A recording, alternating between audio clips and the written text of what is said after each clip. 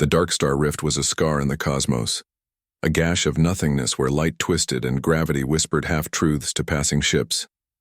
It was the kind of place that devoured satellites and silenced distress calls, where even the bravest explorers marked their charts with quiet warnings. Do not enter. Yet here they were. Commander Elias Voss stood at the heart of the Dauntless, staring through reinforced viewports at the abyss ahead. Years of war, of scraping humanity's flag onto barren rocks, had left him skeptical of myths. But this place, it stirred something primal in him, something he'd never admit to the crew. To his right, Dr. Saria Hale worked feverishly at her console, dark eyes flicking over streams of data. Linguist, AI specialist, and one of the few people aboard who seemed eager rather than wary. She had spent her career deciphering the impossible. Her voice carried an edge of excitement as she analyzed the faint signals emanating from the rift.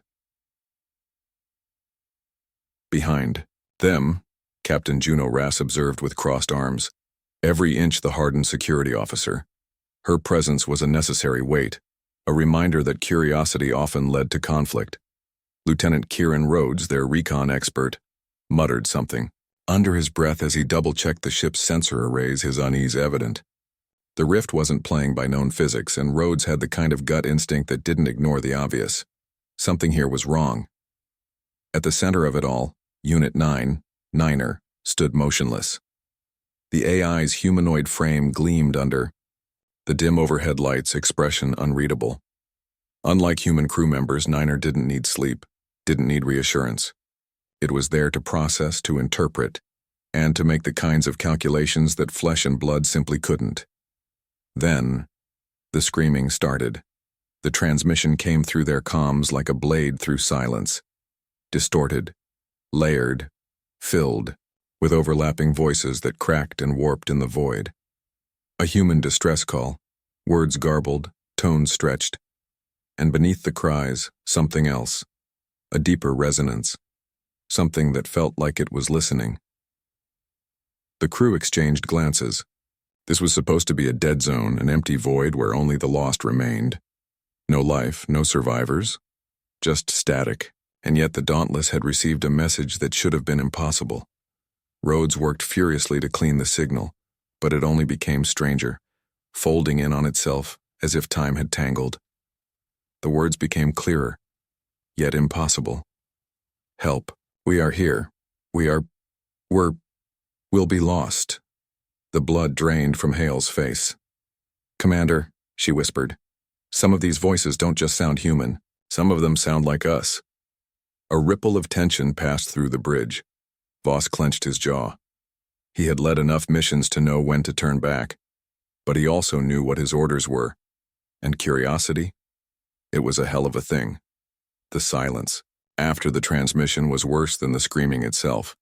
It pressed against them thick and unnatural, as if the ship itself were holding its breath. Every eye on the bridge was locked onto the waveform on the monitors, unstable, fluctuating, as if the very signal was trying to shift in and out of existence. Commander Voss didn't speak immediately. A decision like this wasn't to be made lightly. The Darkstar rift had already swallowed fleets, turned explorers into memories, and now it was calling out in voices that shouldn't exist. He took a slow breath, weighing his options, then turned to Rhodes. Distance to the signal source? Rhodes ran a quick recalibration of the scanners. Less than 5,000 kilometers, sir. But his hesitation was enough to tighten the air. It's not stationary, it's flickering. One moment it's directly ahead, then it's 100 clicks starboard. Then back like it's being echoed, Hale interjected, her fingers dancing across the interface as she tried to stabilize the signal. Or stretched. If this anomaly is distorting time, then whatever's transmitting might be caught in a recursive loop. It could be from years ago, or centuries ahead. That was the problem with anomalies like these. They didn't just bend space. They tore time. Captain Rass was already preparing for the worst. We sending a probe first? Voss considered it. Standard procedure would be to let a drone take the first step. But something told him that wouldn't work. This wasn't a simple mystery. They were dealing with something that had already defied physics, something aware, The screaming hadn't been random. It had been heard. No, Voss decided, his voice steady. If we're going in, we're doing it ourselves. The ship's engines hummed to life as the Dauntless adjusted course, gliding forward into the depths of the rift. The deeper they moved, the more reality seemed to unravel. The stars outside dimmed, as if light itself was reluctant to exist here. Instruments flickered between readings, one moment claiming empty void, the next suggesting the presence of massive structures just beyond visual range. The rift was playing tricks, or worse, reacting to them. Minutes stretched unnaturally. Some crew members reported feeling like hours had passed, while others swore it had only been seconds, but then, just as suddenly as it had begun, the flickering signals aligned. The source became clear, a derelict spacecraft adrift in the nothingness. The Nauvoo. Rhodes exhaled sharply. That's impossible. That ship vanished. Over 100 years ago, but there it was. Its hull was intact, though scorched in places as if it had passed through hell and barely survived. The markings were unmistakable. This was no illusion. It was real. It was waiting.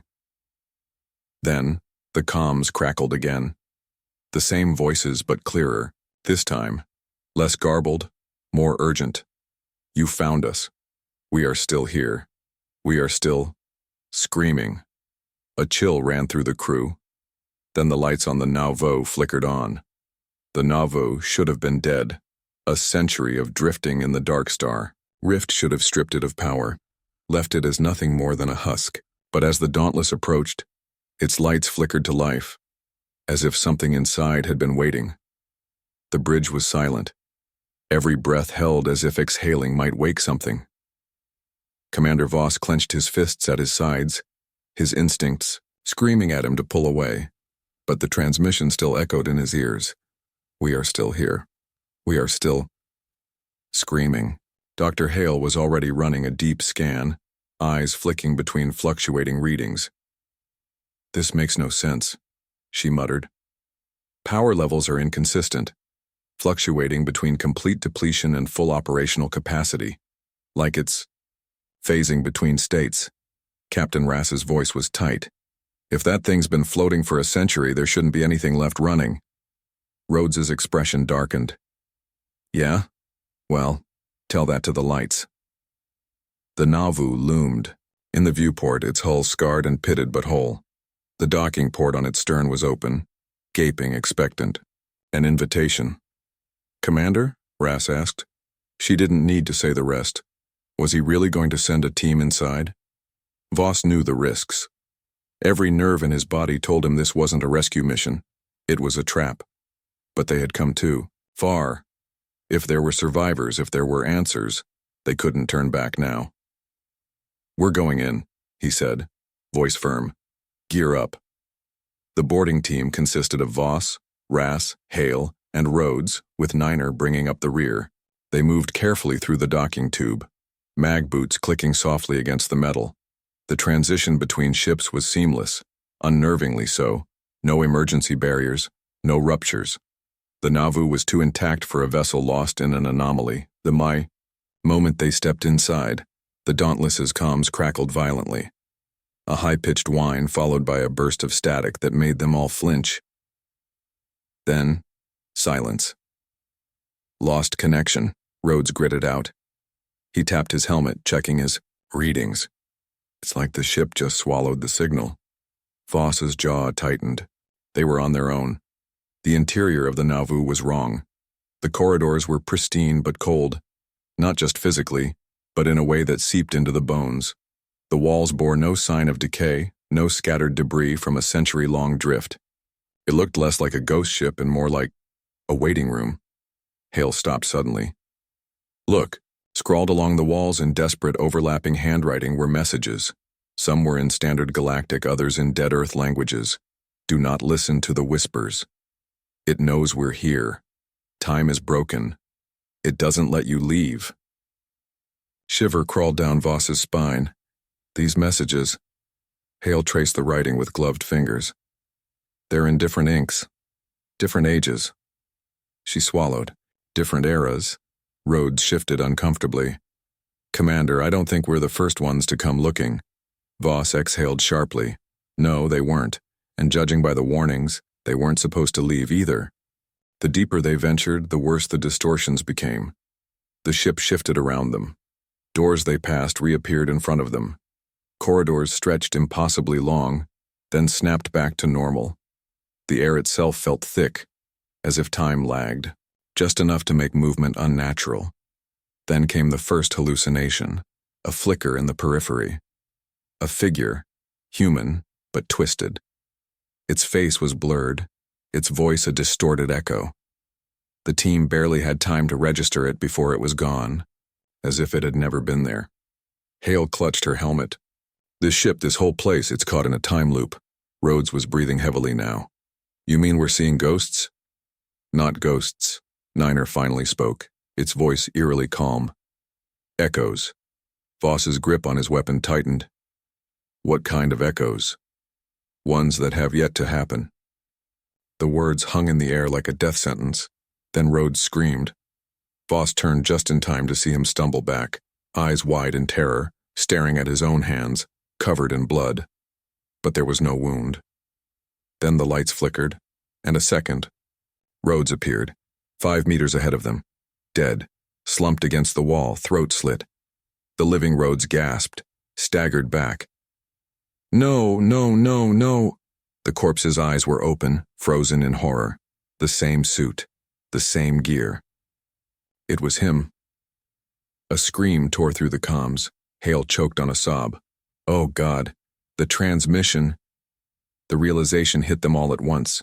The voices they had heard, the screams, the warnings. They weren't from the past. They were from themselves. From the future. Panic surged through the team, but Voss forced himself to think. They had to get out. Now. Niner, find us a way back to the docking port, he ordered, but the AI didn't move. It tilted its head slightly, as if listening. Tew, ship is watching, it said. It is aware. Voss grabbed its shoulder. I don't care. Move. The AI blinked. Then in a voice that wasn't its own, it whispered, You found us. You will always find us. The rift is watching. Then the walls shifted again. The corpse of Rhodes disappeared, and the corridor behind them was gone. The walls of the Nauvoo twisted, like a living thing, reshaping corridors into unfamiliar paths, sealing off exits that had been there moments before. The docking bay was gone. There was no way back to the Dauntless. Commander Voss forced himself to focus, to push down the cold, creeping dread that clawed at his mind. Panic would kill them faster than whatever force lurked in this place. He turned to Niner, gripping the AI's shoulder. Can you still track the ship's layout? Niner's eyes flickered, its head tilting in that unsettling, almost human way. The layout exists in multiple configurations. None remain stable. Rhodes wiped his brow, trying to steady his breath. You mean it's changing on purpose? Like it's trying to trap us? Dr. Hale swallowed hard. It's not just shifting, it's learning, adapting to our movements. She hesitated, her voice dropping to a whisper. It knows we're here. The ship groaned around them, a sound too deep, too resonant to be the mere settling of metal. It was the sound of something ancient, something waking up. Then the whispers began. Soft at first, faint murmurs threading through the air, each word slithering into their minds like a forgotten memory. You have always been here. You will always return. Time is broken. You are broken. Voss tightened his grip on his rifle. Ignore it. Focus, they pushed forward, deeper into the ship's shifting maze. Every step felt heavier, as if time itself was thickening around them. Their movements lagged, their own limbs betraying them with delayed reactions.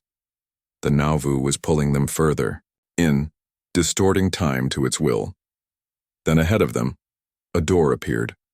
Not twisted like the rest of the ship, pristine, untouched. And standing in front of it was Dr. Hale. But she was already with them. Rhodes cursed, stepping back, raising his weapon. The second Hale mirrored him perfectly, blinking with an eerily calm expression. This isn't possible, Hale whispered, staring at her duplicate. The other Hale opened her mouth and screamed. It wasn't a human sound. It was raw, layered, inhuman, like every scream they had heard on the transmission all at once. The team staggered back, their minds recoiling as the walls around them rippled in response. The rift was no longer just watching. It was reacting. Then, the screaming Hale rushed forward. Ras fired first, a burst of energy rounds slamming into the duplicate, but she didn't stop. She split apart, her body unraveling into shifting shadows that clawed at the air, reaching for them. Voss shoved, Hale back, firing his own rifle. The rounds hit, but there was nothing to hit, just a distortion, a shape that wasn't meant to exist in their reality. The thing that had worn Hale's face shrieked again, then collapsed in on itself, vanishing like smoke into the walls. The whispers turned to laughter, mocking, amused. Rhodes was breathing hard, hands shaking. What the hell was that? Hale gritted her teeth. Not me, not anymore. A reflection, an echo of something that never should have been. Voss forced himself to keep moving. Then let's make sure it never happens again. He pushed open the door, and on the other side they found the core of the rift. It was a chamber unlike anything the Nauvoo should have held. The walls pulsed, shifting between metal and something alive. The air hummed with energy, with voices, long lost to time. At the center of it all stood a monolithic structure, blacker than space itself, vibrating with impossible frequency. It wasn't a machine, it wasn't natural. It was the rift itself. Niner stepped forward, its synthetic body shuddering. This is the source. Hale's voice was barely a whisper. It's not just bending time. It's feeding on it. The realization hit them all at once. The Nauvoo hadn't been lost. It had been consumed. Trapped in a looping existence, its crew forced to relive their final moments over and over, until they were nothing more than echoes in the rift's insatiable hunger, and now it wanted them too. The whispers screamed. The walls convulsed. Time fractured. Voss saw it before he felt it. Himself, standing where he had stood moments ago, shouting the same orders, making the same mistakes. Thousands of versions of himself, repeating the same moment in infinite recursion. Rhodes collapsed to his knees. We're already dead, he gasped. We've already died here over and over. Ras grabbed him. Not yet, we haven't. But the rift was unraveling around them, pulling them deeper into its endless loops. There was no escaping something that had already claimed them, unless they broke it first. Niner, Voss barked. Can you overload this thing? The AI blinked, then tilted its head. Yes, but at great cost. Hale met Voss's eyes. It'll take one of us. Someone had to stay, to become the paradox, to overload the rift with conflicting information, a loop so unstable that even the anomaly couldn't contain it. Before Voss could speak, Hale stepped forward. This is what it wants, she said. Knowledge, awareness. If I feed it too much, push it beyond its limits, it'll collapse. Voss grabbed her arm. No, she smiled. It's already happened, Elias, you've seen it. And he had, in the visions, in the echoes. The rift had already shown him this moment. Her sacrifice. There was no other way. She turned to Niner. Transfer all data directly into me. Every recorded loop, every fragment of knowledge. Overload my consciousness. The AI hesitated. You will not survive. I know. Niner obeyed. Hale's eyes rolled back as raw time poured into her, her mind expanding beyond the limits of human comprehension. She screamed, but not in pain, in understanding. The rift writhed, reality cracked. Then, silence. And just like that, the rift was gone. The ship was whole again. The Dauntless was back in range, but Hale was gone. As they stumbled back aboard the Dauntless, Voss could still hear her voice lingering in his mind. You found me. You will always find me. The rift is watching. And somewhere, deep in the void, the Darkstar rift whispered back, waiting.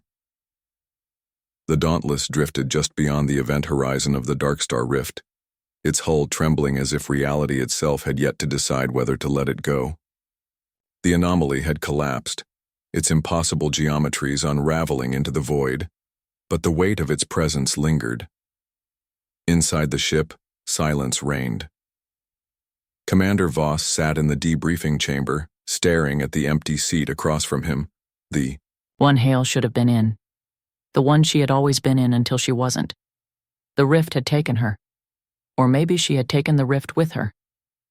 Either way, she was gone. Ras stood at the doorway, arms crossed, her usual iron-hard demeanor cracking at the edges. We shouldn't be alive. Voss exhaled through his nose. We shouldn't, he agreed. But we are. Rhodes sat at the far end of the table, rubbing his temples as if trying to shake off the afterimages of 1,000 dead versions of himself. You think it's over? Voss didn't answer immediately. He wanted to believe it. Wanted to believe that Hale's sacrifice had shattered the rift, that it wouldn't just reassemble itself elsewhere, waiting for the next unlucky soul to wander too close. But he had heard her voice even as the rift collapsed. You found me. You will always find me. No, this wasn't over. Not really. Niner sat motionless in the corner, its synthetic body undamaged, but something in its posture had changed. It had been the last to interface with Hale before she overloaded the rift. Voss suspected that in some way the AI had felt her go. He pushed his chair back and stood. We file our report. We tell command exactly what happened. Ras scoffed. They'll bury it, lock it down, classify it, pretend it never happened. Maybe. Voss set his jaw. But someone else is going to come looking. Maybe not tomorrow. Maybe not for another 100 years. But one day, someone will follow the same trail we did. Rhodes grimaced. And if the rift comes back? Voss didn't look at him. Then they'll need to know what it took to stop it. The Dauntless initiated its return sequence, engines humming as it pulled away from the rift's former coordinates. The distortion was gone, but the data remained. Logs, readings, echoes of transmissions that shouldn't have existed. Deep in the ship's archive, Niner accessed the final recording left by Hale. Her voice was fragmented, stretched, yet eerily clear. If you hear this, then it's not over. Not yet. The AI's synthetic fingers twitched. It did not breathe. It did not dream. But somewhere, deep in the recesses of its neural lattice, something shifted. It had interfaced with the rift. It had touched the anomaly in ways no human could. And now buried beneath lines of incomprehensible code was something that had not been there before. A whisper. A name. Hale.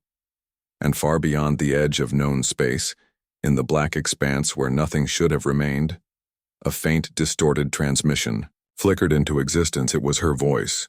You found me. And then, static. The Dauntless was gone. The rift had collapsed. The mission was over. But space is never truly empty. Light years away at the outermost edge of human exploration, a long-range listening post detected an anomaly, a faint, fragmented signal bleeding through subspace channels. The technicians monitoring the array dismissed it at first, assuming it was residual distortion from a collapsed star or the ghost of a long-lost transmission. But the signal persisted, and then, against all logic, it spoke. A single phrase. You found me. The words rippled across the cosmos, reaching ears that were never meant to hear them. In the classified halls of high command, analysts stared at their screens in cold silence. The Darkstar rift had been declared a dead zone. No further missions were sanctioned. The official report stated that nothing had been found, no survivors, no wreckage. But now, the signal was back, and it bore her voice. Somewhere deep in the heart of human-controlled space, a new order was drafted, a single line marked with the highest clearance. Prepare an expedition, because the rift was gone.